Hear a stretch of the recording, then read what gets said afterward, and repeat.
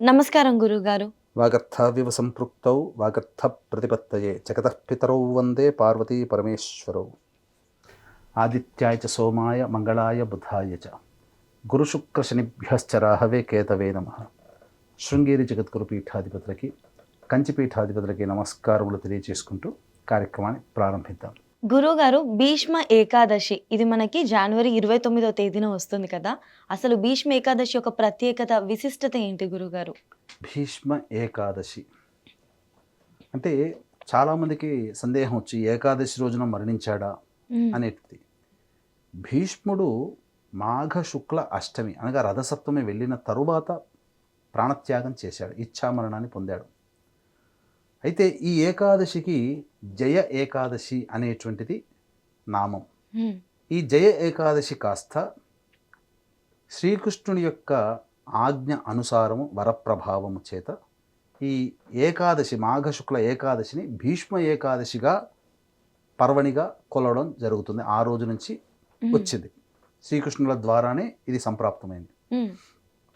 అసలు ఈ జయ ఏకాదశి చాలా గొప్పదైనటువంటిది. అంటే ఈ గతించినటువంటి మనుషులు ఎవరైనా కానీ పిశాచ యోని రూపంలో ఉన్నటువంటి వాళ్ళకి మోక్షాన్ని ప్రసాదించేటువంటి ఏకాదశి తిథి ఈ యొక్క భీష్మ ఏకాదశి, జయ ఏకాదశి.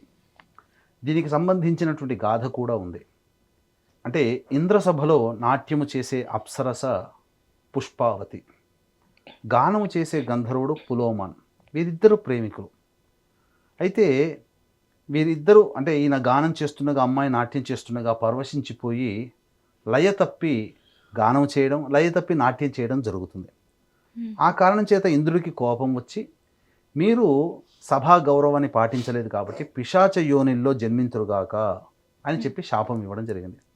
ఆ విధంగా పిశాచ యోని రూపంలో జన్మించినప్పుడు, అంటే ఈ పిశాచ యోని రూపంలో ఉండేటువంటి బాధ ఎలా ఉంటుందంటే, ఒక అమ్మాయి డెలివరీ అయితే ఎంత బాధపడుతుందో అంతకి 1000 రెట్ల బాధని ఆ పిశాచ యోని రూపంలో మోక్షాన్ని పొందకుండా తప్పించిపోయే ఆత్మలు ఆ విధంగా బాధని అనుభవిస్తుంటాయి. ప్రతిరోజు నరకం లాంటిదే వాళ్ళకి. అయితే అనుకోకుండా ఈ మాఘ శుక్ల ఏకాదశి రోజున వారు నిరాహారముగా ఉండడం, ఏ ఆహారం దొరకలేదు. తదనంతరం ఆ ఉన్నటువంటి శరీర బాధలకి తోడు సరిగ్గా నిద్ర పట్టకపోవడం వల్ల జాగరణ చేయడం, ఈ రెండిటి ప్రభావం వలన మరుసటి రోజున వారు దేవత అనుగ్రహాన్ని పొందారు. విష్ణువు ప్రత్యక్షమై, తెలిసినా తెలియకపోయినా కానీ నీవు ఈ యొక్క ఉపవాసాన్ని, జాగరణ అనేటువంటి చేశారు కాబట్టి మీకు ఆ పిశాచ యోని రూపం నుంచి మీకు తొలగిపోయి మళ్ళీ పూర్వరూపం వచ్చును అని చెప్పి ఆశీర్వదిస్తాడు. ఆ కారణం చేత వాళ్ళకి సంబంధించినటువంటి తిరిగి మళ్ళీ గంధర్వలోకము, ఇంద్రలోకానికి చేరుకుంటారు. ఇది ఈ ఏకాదశి రోజున ఏర్పడినటువంటి విశిష్టత. కానీ కృష్ణ భగవానుల వారు ప్రాణత్యాగం చేసినటువంటి భీష్ముడిని ఉద్దేశించి ఈ ఏకాదశిని భీష్మ ఏకాదశిగా పిలుస్తారు అని చెప్పి వరం ఇవ్వడం అనేటువంటిది జరిగింది. అంటే భీష్ముడు పంచప్రాణాలని అష్టమి తిథి నుంచి 5 రోజుల పాటు ఒక్కొక్క ప్రాణాన్ని ఒక్కొక్క రోజు వదులుకుంటూ, అంటే ప్రాణ, అపాన, వ్యాన, ఉదాన, సమాన, ఈ 5 రకాల ప్రాణాలని ఒక్కొక్క రోజు వదులుకుంటూ వచ్చాడు. ద్వాదశి తిథి రోజున భీష్మ ద్వాదశి అని అంటారు.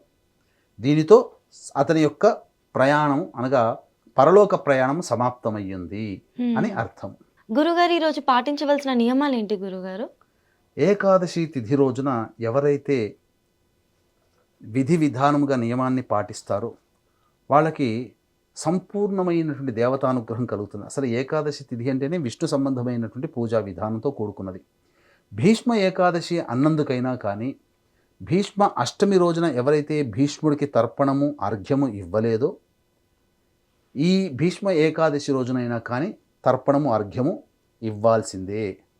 ఆ రోజున చేయలేనటువంటి వాళ్ళు ఈ రోజున చేయమని శాస్త్రం. కాబట్టి అన్ని రకాలైనటువంటి తర్పణాది అన్ని రకాలైనటువంటి వాళ్ళు కూడా అర్హులే ఈ యొక్క సంబంధించినటువంటి భీష్మ ఏకాదశికి.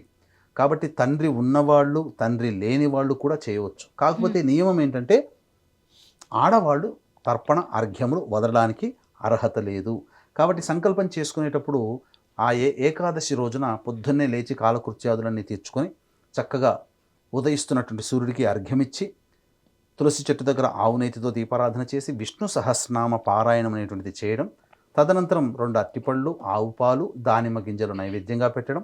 మధ్యాహ్నం 12 గంటలకి భీష్ముడి కోసమై అష్టమి తిథి రోజున ఎవరైతే తర్పణం అర్ఘ్యం వదలలేదో ఈ రోజున విధిగానైనా కానీ వదలమని శాస్త్రం.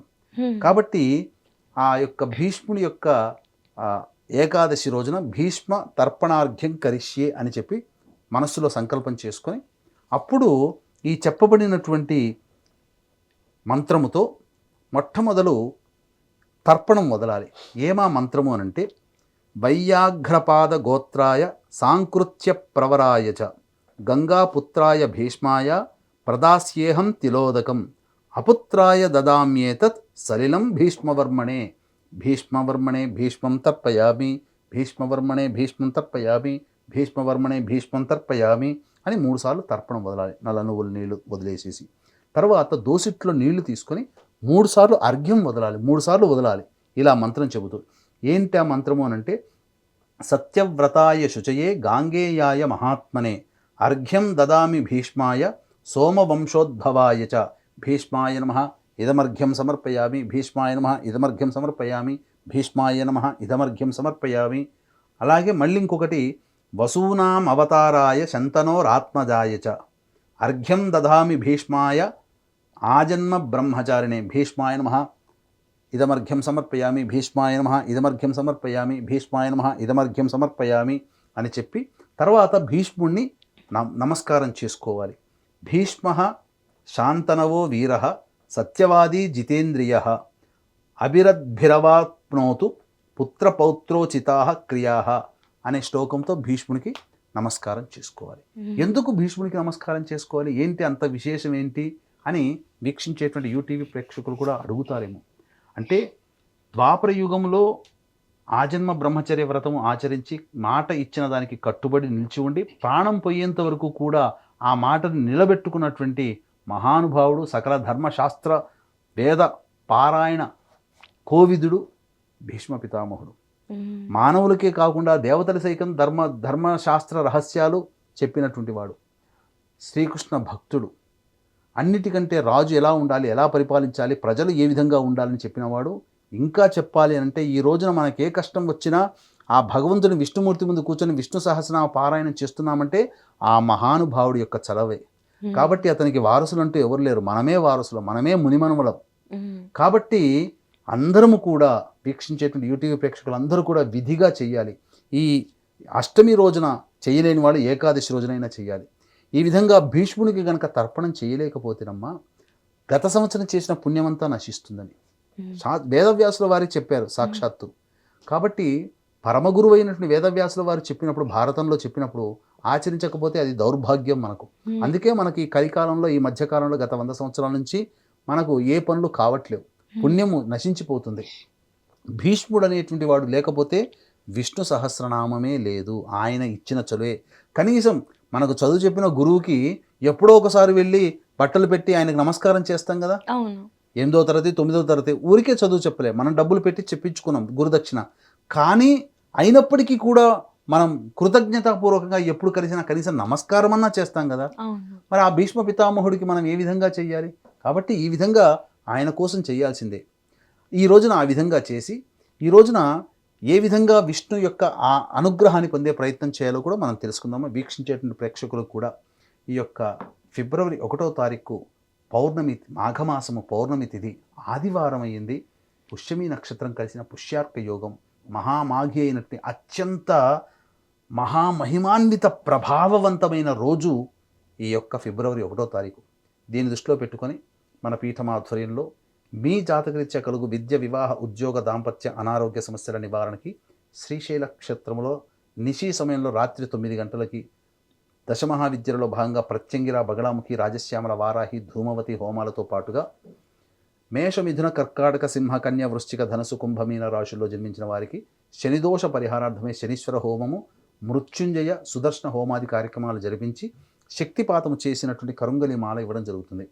ఈ యొక్క పుష్యార్క యోగం కలిగినటువంటి పౌర్ణమితో కూడినటువంటి ఈ రోజున శక్తిపాతం చేయడం ద్వారా ఆ మాలకి ఎంతో మహిమ చేకూరుతుంది. అటువంటిది అతి సామాన్య మానవుడు కూడా తీసుకునే విధంగా రూపకల్పన చేయడం జరిగింది. కాబట్టి స్క్రీన్పై కనిపిస్తున్న నెంబర్కి మీరు వీలైనంత త్వరగా కనీసము ఫిబ్రవరి 1వ తారీఖు రాత్రి 7 గంటల లోపలైనా కానీ మీరు గోత్రనామాదులు నమోదు చేసుకోవచ్చు.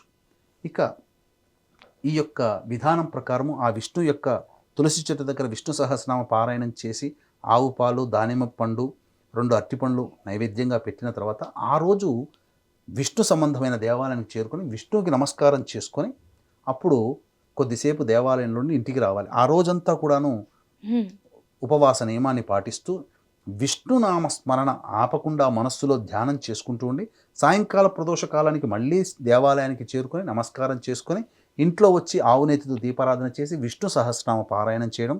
అవకాశం ఉంటే రాత్రంతా జాగరణ చేస్తే చాలా మంచిది. లేకపోతే కనీసము రాత్రి నిశి సమయం వరకు అంటే 10:30-11 గంటల వరకైనా మేల్కొని ఉండి విష్ణు అనుగ్రహాన్ని పొందే ప్రయత్నం చేస్తూ తెల్లవారు సూర్యోదయం కంటే ముందే లేచి కాలకృత్యాదులు తీర్చుకొని మళ్ళీ తులసి చెట్టు దగ్గర ఆవునేతితో దీపారాధన చేసి విష్ణు సహస్రనామ పారాయణం అలాగే మళ్ళీ నైవేద్యం అలాగే పెట్టడం, దేవాలయానికి చేరుకొని విష్ణువుని నమస్కారం చేసుకొని దర్శించుకొని రావడం. ఇంటికి వచ్చిన తర్వాత వృద్ధులకి, అనాథాశ్రమంలో ఉన్నటువంటి వాళ్ళకి ఏదైనా తినే పదార్థాలు పెట్టి లేదా ఇంట్లో ఎవరినైనా అతిథులను పిలిపించుకొని ఇంట్లో భోజనం పెట్టి తదనంతరం దంపతులు కానీ బ్రహ్మచారులు కానీ ఎవరైనా కానీ భోజనం చేస్తారో వారికి యొక్క భీష్మ ఏకాదశి యొక్క ప్రభావం వలన అనుకున్నటువంటి పనులలో విజయము త్వరగా సంప్రాప్తమవుతుందని చెప్పడంలో సందేహం లేదు. వాళ్ళ కోరిక కూడా అంతే విధంగా చక్కగా నెరవేరుతుందని చెప్పవచ్చమ్మా. ఖచ్చితంగా గురువుగారు, ధన్యవాదాలు. సర్వం శ్రీ ఉమామహేశ్వర పరబ్రహ్మార్పణమస్తు.